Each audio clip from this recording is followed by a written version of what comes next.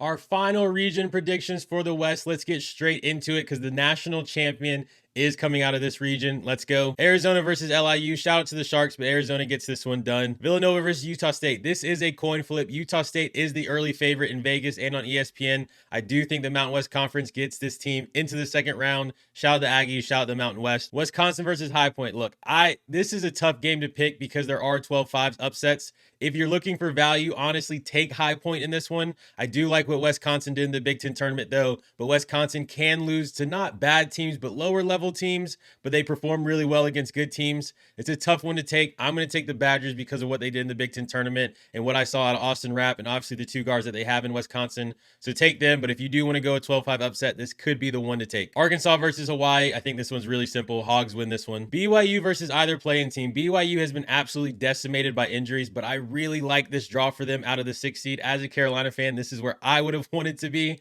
as the 6th seed, not in the South. But nonetheless, I think BYU has just enough to get through this. They've shown a lot of fight, a lot of grit. I think either team they play in that play-in situation, take the Cougs to get on and take them to play Gonzaga. I don't think Kennesaw State has enough to deal with the Zags, even though they're not quite the team they have been, but we'll get into Gonzaga in the next round. Miami versus Missouri. These two teams are very, very similar. I think the guard play is just a bit better for Missouri, and I think the big play is just a bit better for Miami, but not by enough. I'm going to take Missouri in this one. The game's in St. Louis. I'm sorry, Coach Lucas. I love what you've done in year one at Miami, but take Missouri to get this one. It's going to be a home court advantage as well. And then Purdue versus Queen. I'm not sure how Purdue got up to the 2 line, to be completely honest with you, given they were the 7th team in the standings of the Big Ten. But look, nonetheless, here we are. I think that is a lot of media and bias that everybody thought this was the clear-cut national champion at the beginning of the year. People just cannot be wrong about a team. Purdue's got themselves to a 2 seed, and they honestly have an easier path than some of the 1 seeds in this bracket. But nonetheless, take Purdue to beat Queens there. Arizona versus Utah State. Arizona just has too much size and physicality. Utah State will not be able to keep up with the Wildcats.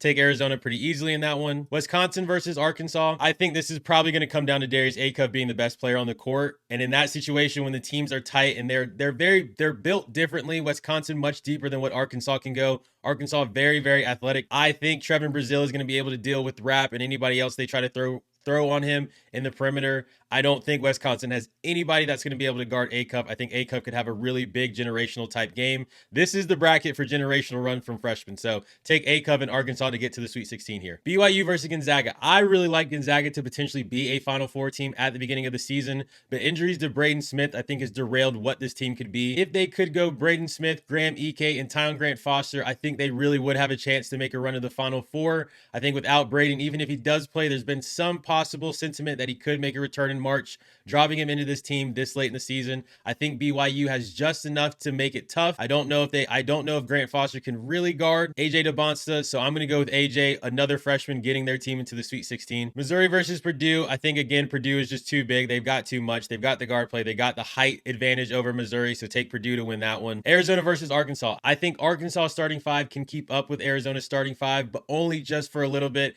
The lack of depth that Arkansas does not have is going to become a problem for them over the course of 40 minutes. Arizona can really go 8, 9, even 10 deep in some situations, depending on the health status. Arizona just has way too much. This is going to be another game for the Wildcats to get through. Take Arizona into the Elite 8. And then Purdue versus BYU. I think the AJ juice probably runs out here. He could potentially will them to a win. I think he keeps it tight, but Purdue is going to find themselves in an Elite 8 matchup with Arizona. And there, take the Cats big. I think whatever the line is, smash Arizona to cover. I think this could end up being a blowout. The style of play that Arizona has, I think, will just overwhelm Purdue from the jump. I really like the Cats to get to the Final Four. And like I said, the national champion is coming out of this region. Arizona is your national champion of 2026. So go ahead and book it. Go ahead and get the bets. Duke, Michigan, they're all favored above Arizona. So you can get a really, really good bet line right now. Take the Cats to win the national championship. Tommy Lloyd gets it done in Tucson.